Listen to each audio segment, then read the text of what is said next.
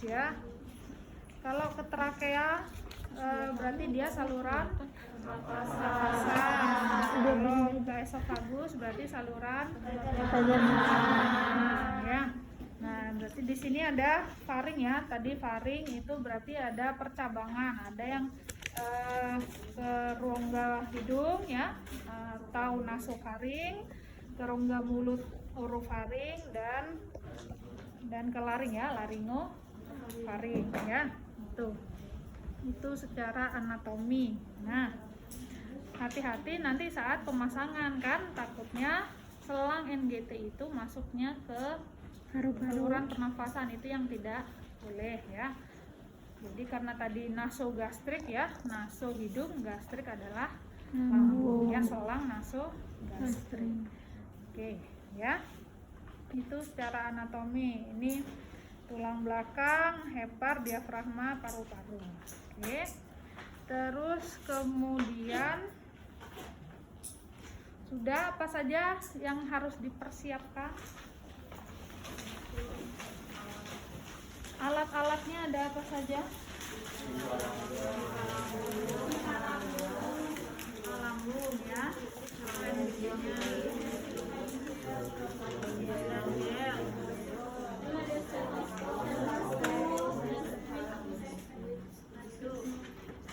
Speednya berapa? 10. Di sini 10. Tapi kata 50 ya. 50 cc. Terus handuk, penutup pipa lambung itu sudah sama di sini ya. Nanti ini sudah ada penutupnya, pipa lambungnya ya. Terus ada kantong penampung. Bisa menggunakan urin bag atau menggunakan baskom ya. Nah, selanjutnya plester sudah, gunting, pakai lidah ya,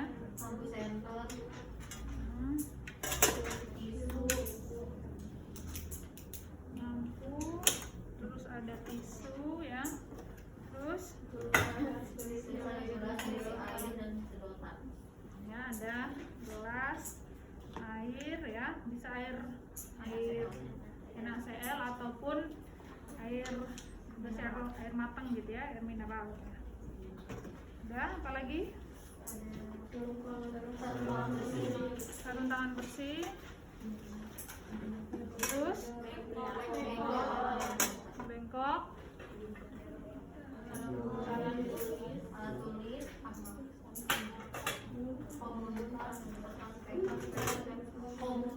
komuntan ya, SPH.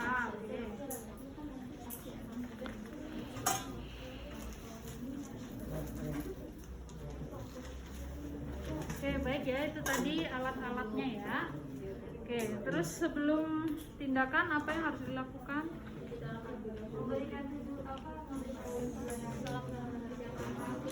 Melihat rekam medis dulu. Persiapan pasien. Sebelum datang ke pasien, apa yang harus dipersiapkan terlebih dahulu?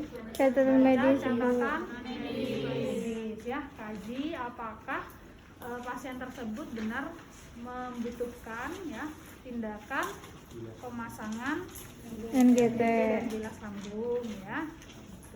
Terus kemudian setelah baca catatan medis ya, terus apa yang dilakukan? Persiapan pasien ya, datang ke pasien terlebih dahulu ya, yaitu komunikasi ya. Yang pertama ucapkan salam ya. Sebelum datang ke pasien tentunya harus cuci tangan. Ada berapa langkah cuci tangan? 6 cuci tangan. 6 langkah cuci tangan. Ada berapa momen cuci tangan? 2 momen. Ada berapa? 2 Kurang tepat. Ada berapa momen cuci tangan? Kurang tepat. Sebelum persiapan alat. Diurutin aja terus 2, 3. Ada 5 momen cuci tangan. Yang pertama Sebelum ke pasien. menyentuh. Yang kedua Sebelum melakukan tindakan. tindakan aseptik. Yang ketiga Setelah tindakan. setelah menyentuh pasien. Yang keempat setelah terpapar cairan tubuh pasien. Yang kelima setelah menyentuh benda-benda di sekitar pasien. Ada yang bisa mengulangi?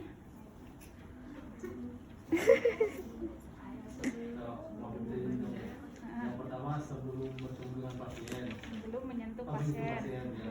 Terus sebelum memulai tindakan, Memulai tindakan Aseptik. ya. Terus Yang ketiga sesudah memberikan tindakan pasien, yang ketiga setelah menyentuh pasien.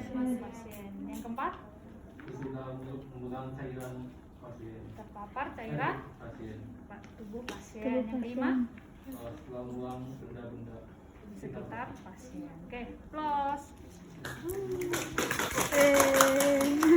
Oke ya, jadi itu adalah 5 momen cuci tangan ya yang harus selalu nggak hanya diingat ya, jadi harus diaplikasikan. Bahkan sebelum masuk ke ruangan pasien pun juga harus sudah cuci tangan gitu ya. Jadi itu kapan saja waktu-waktu yang harus kita cuci tangan. Ya, oke. Itu 5 momen cuci tangan ya. Yang pertama cuci tangan terlebih dahulu, datang ke pasien. Biasanya kan datang ke pasien kan dengan healing touch gitu ya, dengan sentuhan ya. Selamat siang Bapak gitu ya. Perkenalkan, nama saya Dinda, saya perawat yang akan merawat Bapak ya dari jam sekian sampai jam sekian gitu. Bagaimana keadaannya gitu ya. Tetap harus jaga komunikasi dengan baik sama pasien gitu ya, supaya menjalin hubungan saling percaya dengan pasien. Terus gimana tidurnya Pak semalam, makannya sudah dihabiskan ya Pak, nah misalnya seperti itu ya. Terus kemudian setelah itu apa yang dilakukan? tujuan. Sebelum menjelaskan tindakan dan tujuan, identifikasi pasien. Bagaimana caranya identifikasi pasien? Meminta pasien menyebutkan nama dan usia. Ya, meminta pasien untuk menyebutkan nama dan juga usia atau tanggal lahir gitu ya. Sambil kita cocokkan dengan nama pasien ya. Bapak boleh minta tolong disebutkan namanya Pak gitu ya. Sama usianya berapa Pak atau tanggal lahirnya berapa Pak gitu ya. Baik, saya cocokkan ya benar dengan Bapak Andi misalnya.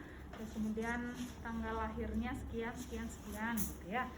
Oke, terus kemudian baru kita jelaskan maksud dan tujuan kita datang gitu ya. Bapak, hari ini Bapak akan dilakukan pemasangan NGT atau selang yang nantinya akan dimasukkan dari hidung sampai ke lambung ya. Tujuannya untuk apa Pak? Jadi tujuannya untuk mengeluarkan racun-racun yang ada di perut Bapak ya, atau mungkin bisa membantu untuk memasukkan makanan yang nantinya untuk Bapak gitu ya, atau minum susu nanti dengan menggunakan selang Pak gitu ya.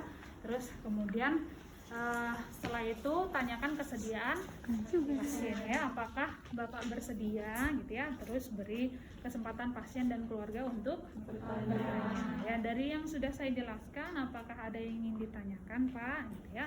Kalau tidak ada, saya persiapkan alat-alatnya dulu ya. Terus kemudian didekatkan alat-alatnya ya. Terus kemudian diposisikan pasiennya. Bapak posisinya sudah nyaman Pak. Nah, ini nanti sedikit agak tidak nyaman saat dimasukkan selangnya. Jadi saya tinggikan ya, boleh saya tinggikan ya Pak,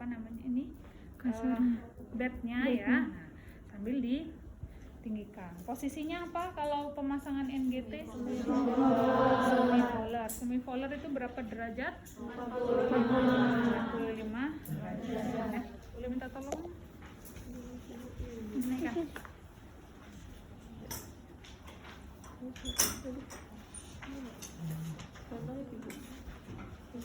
Terbalik coba. Ada tanda panahnya? Ada.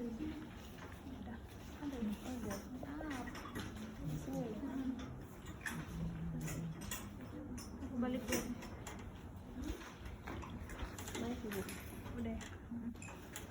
Terus.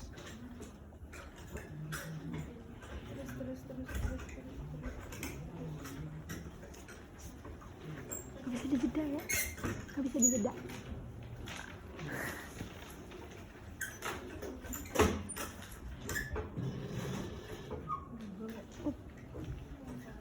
Lagi.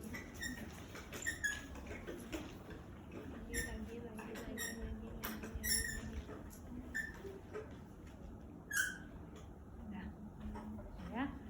Jadi kurang lebih posisinya pasiennya seperti ini ya. Ya, kelihatan. Oke.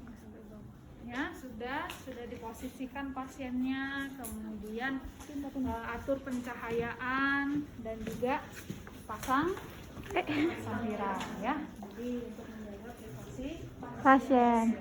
ya. Setelah itu kita dekatkan alat-alatnya, cek alat-alatnya apakah sudah lengkap atau belum gitu ya. Nah, yang perlu kita siapkan tadi ya, apa namanya, selang NGT-nya, kemudian nanti cairan untuk bilas lambungnya ya.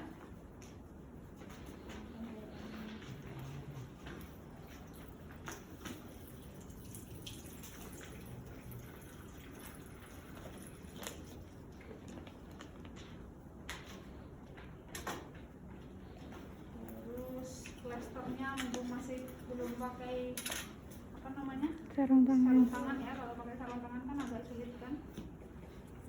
Ada berapa plasternya yang disiapkan? Berapa? Apa saja? Untuk apa plasternya? Pembatas. Ya, penanda satu. Oke, terus pembatas, terus apa lagi? Visasinya berapa? Dua ya. Berarti ada 3 ya yang disiapkan ya.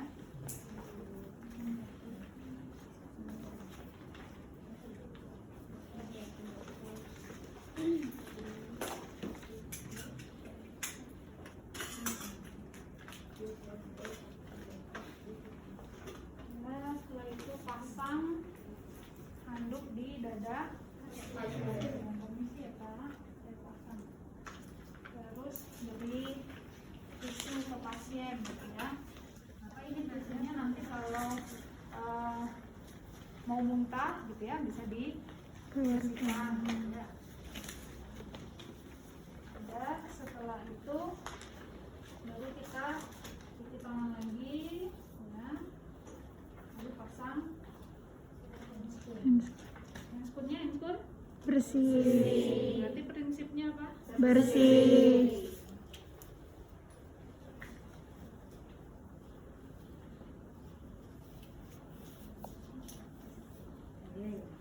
Nah,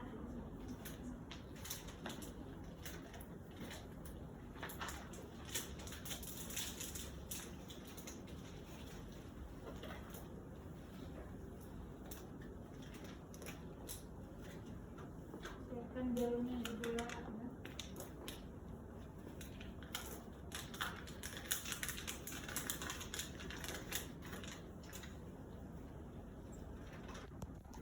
Nah, gelnya ini biasanya ada anestesi lokalnya ya. Jadi ada lidokainnya ya. Dia anestesi supaya tidak terlalu sakit nanti saat dimasukkan.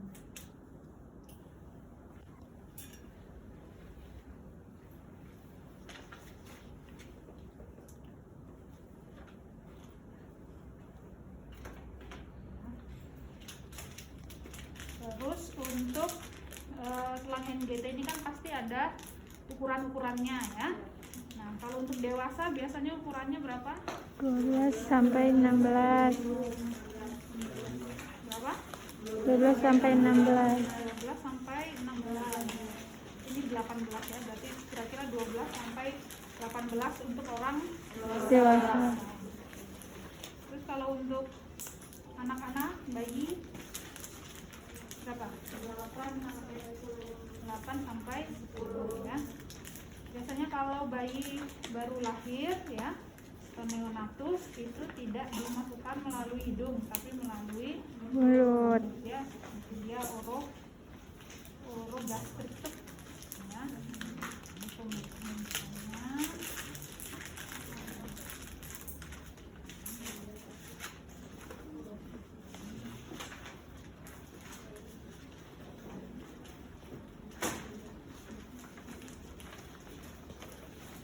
Ya, jadi sudah disiapkan alat-alatnya semua.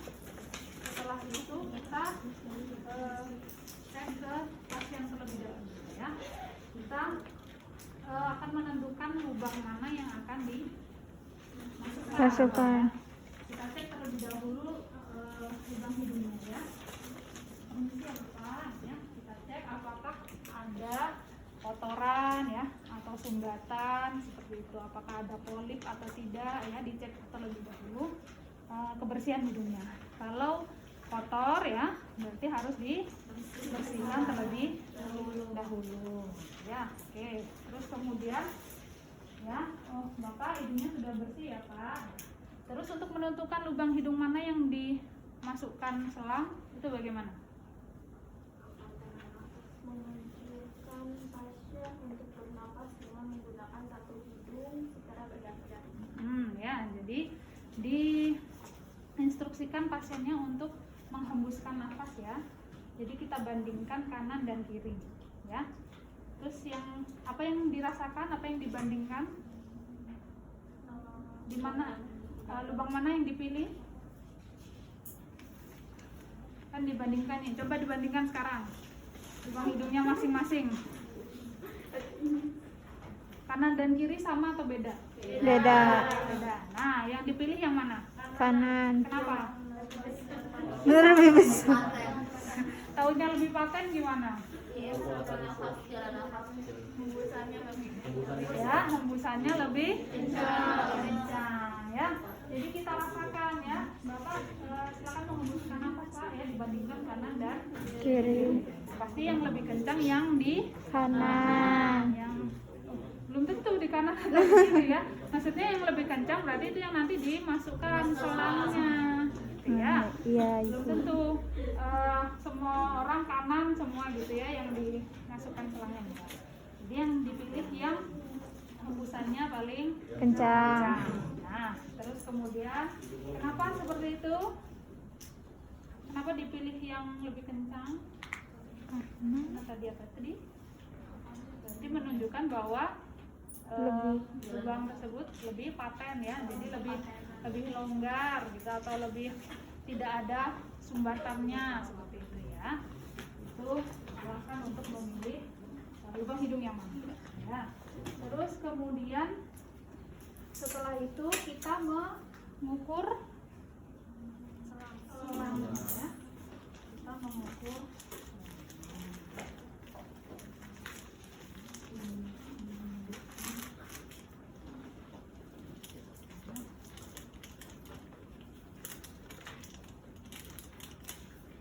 ya, dipastikan selangnya harus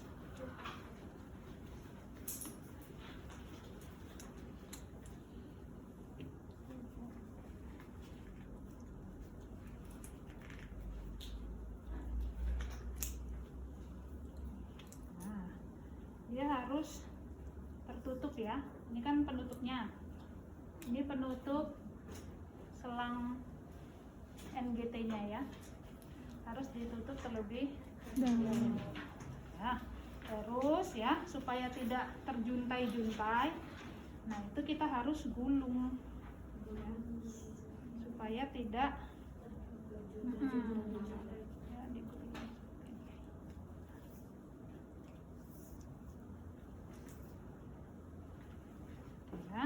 digulung rapi kayak gini.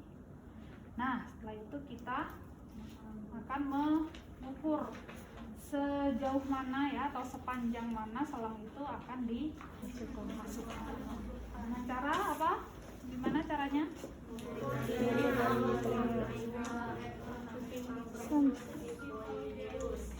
Ya, diukur ukur aja, tidak harus ditempelkan ya. Jadi diukur aja dari hidung ya, kemudian dari hidung ke telinga, dari telinga ke prosesus sifoideus. Apa itu prosesus sifoideus? Apa? Atau ujung tulang dada. Ujung tulang sternum ya. Jadi ujung tulang dada ya. Tengah kita ini kan ada tulang dada ya. Nah, ujungnya itu kan membentuk sudut gitu ya. Nah, sudut itu adalah prosesus sifoideus ya. Ulangi lagi. Mulai dari Hidung ke ke telinga, dari telinga prosesus sifoideus dari ya. Setelah itu baru dari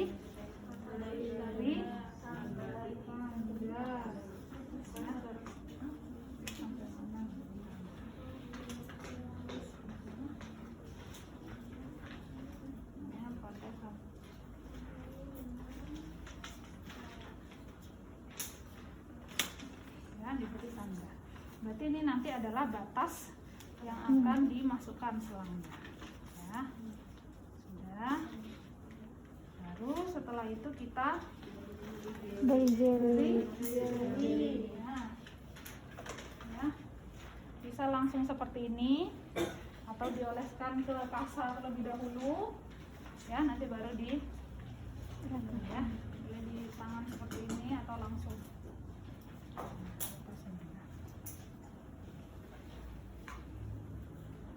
Ya, sepanjang berapa senti? 7,5 sampai 10 senti ya, diratain kayak gini. Nah, sudah rata.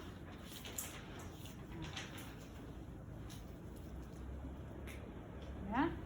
Terus kemudian baru kita akan melakukan pemasangan. Ya. Melakukan pemasangan. Ya. Nah, instruksikan pasiennya untuk ekstensi terlebih dahulu ya. Jadi posisinya kayak gini. Ya.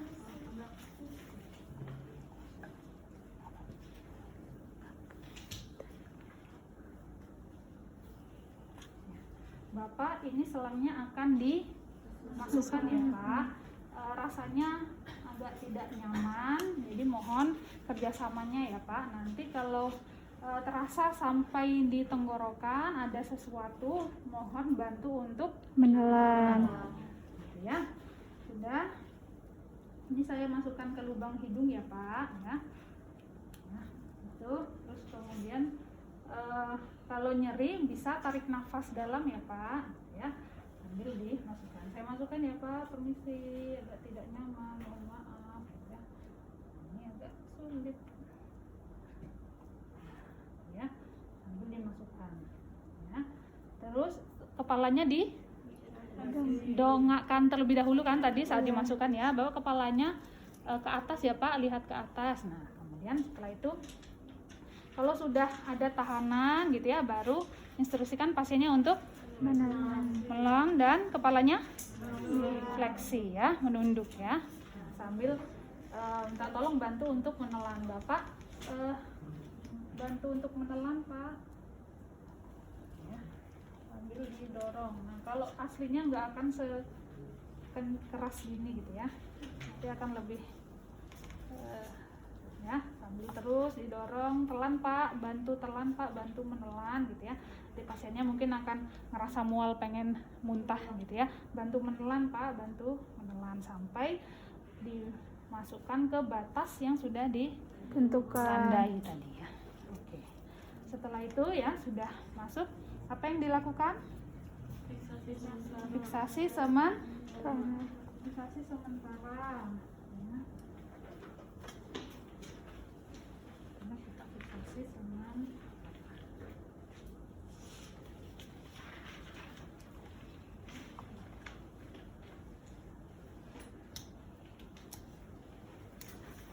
Ya. Kita fiksasi sementara. Setelah itu apa yang dilakukan? Ya, kita cek apakah selang itu sudah benar masuk ke lambung atau tidak. Caranya seperti apa? Ada berapa cara? Ada 3 ya. Yang pertama, ya, kita hisap ya cairan lambungnya dengan menggunakan kulit. Ingat, kalau mau membuka tutupnya ini harus diklem, harus ditutup terlebih dahulu. Kenapa? Ya, supaya tidak ada udara yang Masuk. Karena kalau udara masuk jadinya Kembung. kembung. Kemudian juga bisa mencegah untuk tidak ada aspirasi ya. Jadi nggak ada cairan yang malah keluar. Karena kondisi pasien misalnya tadi pada pasien-pasien yang membutuhkan dekompresi lambung ya, itu setelah dilakukan pemasangan NGT saja, misalnya pasiennya pindah posisi itu sudah langsung keluar cairannya karena saking penuhnya isi lambungnya kayak gitu ya. Jadi ini supaya tidak ada udara yang masuk atau cairan yang Keluar. ya, dikunci terlebih dahulu, diklem ya, baru kita Buka. Nah, setelah dibuka baru dipasang ininya. Nah, kalau udah gini bebas, nggak usah diklem lagi ya. Baru ditarik, diaspirasi ya. Nah, kemudian sampai keluar cairan lambung yang kelihatan di sini. Karakteristik cairan lambung seperti apa? Warna kuning kehijauan, jernih, tidak ada endapan ya. Terus kalau dicek menggunakan kertas lakmus, berarti pH-nya asam. Berapa pH-nya? 2 sampai 3 ya. Kalau dicek menggunakan kertas lakmus ya, pH-nya asam yaitu 2 sampai 3. Namanya juga asam lambung gitu ya, makanya asam ya. Setelah dicek sudah ya, berarti kalau sudah ada cairan ya berwarna kehijauan gitu ya, kuning kehijauan jernih, berarti dia sudah benar masuk ke lambung. Itu cara yang pertama ya. Cara yang pertama. Nah, kemudian cara yang kedua, memasukkan udara 5 sampai 10 sambil di sambil diauskultasi pada abdomennya ya, di kuadran kiri atas ya. Ya, sambil didengarkan ya, sambil kita masukkan udara secara langsung cepat bolus gitu ya. Nah, belum diklem. Sekitar 10 mili. Setelah itu sambil kita dengarkan ya, sambil didengarkan di kuadran kiri atas ya, langsung ditekan bolus ya. Nanti dia akan terdengar fluid gitu ya, kayak ada suara aliran udara ya, berarti dia sudah benar masuk ke Lambung. ya.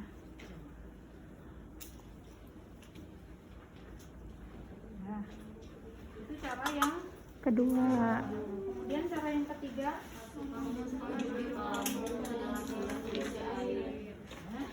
jadi memasukkan pipa lambung, tutup pipa lambung ini ke dalam gelas berisi air.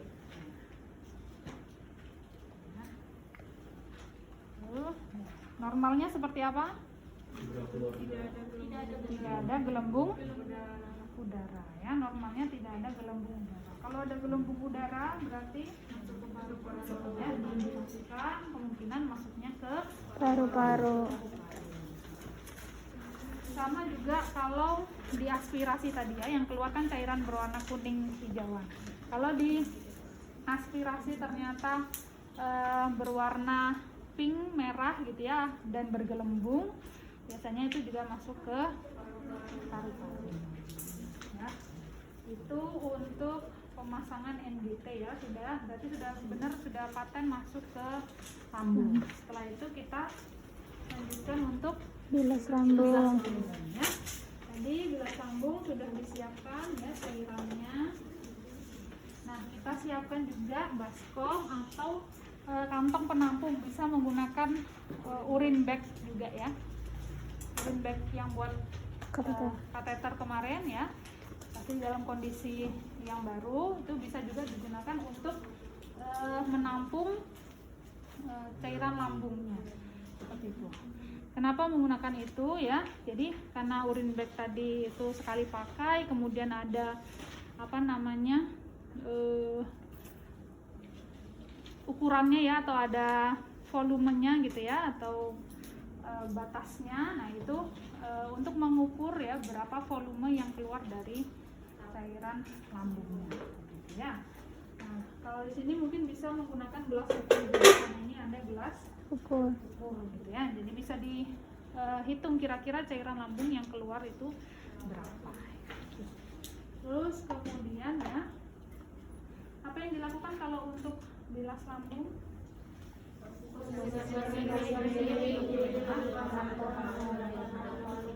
Berarti bednya harus Turunkan. boleh minta tolong diturunkan. Terima kasih.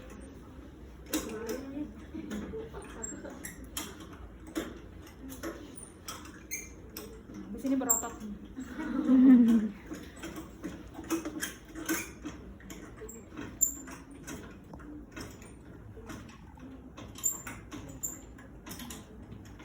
Nah, dimiringkan pasiennya ke kiri. Nah, kemudian ya. Oh iya, tadi kalau sudah benar masuk ke lambung, apa yang dilakukan?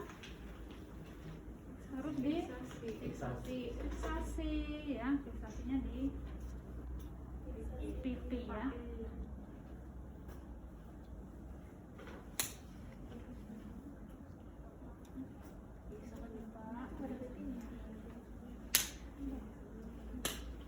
Ya, pakai di pipi. Nah, setelah itu kita bilas lambung. Jadi posisikan pasiennya untuk miring ke Kiri. Nah, sudah seperti itu. Habis itu kita siapkan air dan gelasnya ya, sama juga baskom untuk menampung ya. Dan siapkan dengan menggunakan spuit gitu ya. Ambil ya. Nah, berapa kurang lebih?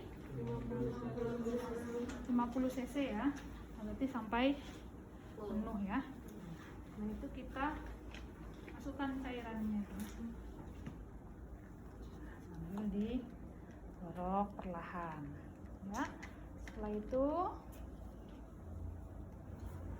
sudah langsung kita pasangkan urin bagnya, atau mungkin dengan menggunakan gelas ukur atau baskom ya, direndahkan.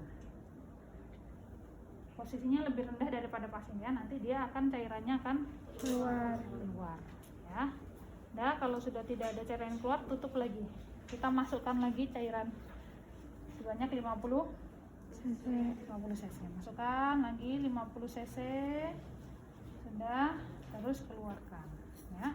Biarkan cairan itu keluar dengan sendirinya ya, menggunakan gaya gravitasi. Gitu. Dilakukan berulang kali sampai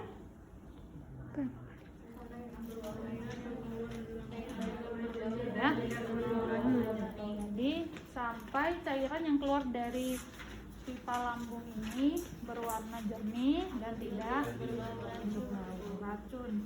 ya, dilakukan berulang kali, kurang lebih bisa sampai 5 sampai 6 kali gitu ya, dilakukan bilas lambung ya. Seperti itu. Nah, itu untuk bilas lambung ya. Sampai sini ada yang ingin ditanyakan?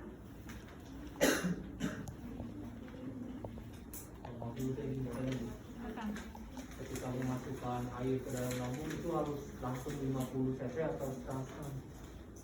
Karena ini sifatnya 50 cc, boleh langsung 50 cc. Tapi berulang kali. Iya, berulang kali ya. Jadi setelah dimasukkan baru dikeluarkan dulu. Terus dimasukkan lagi, dikeluarkan dulu kayak gitu. Jadi nggak misalnya kan 50 gitu ya, 4 kali langsung gitu ya. Terus baru dikeluarkan, nggak seperti itu ya. Jadi harus itu tadi 50 masuk baru dikeluarkan. 50 masuk dikeluarkan lagi. Sampai tadi cairan yang keluar berwarna Jernih. tidak berbau ya, tidak berbau. Seperti itu. Itu untuk bilas lambung. Ya, bukan berarti sekalian aja dimasukkan biar sekali jalan kayak gitu ya. Bukan. Prosedurnya seperti itu.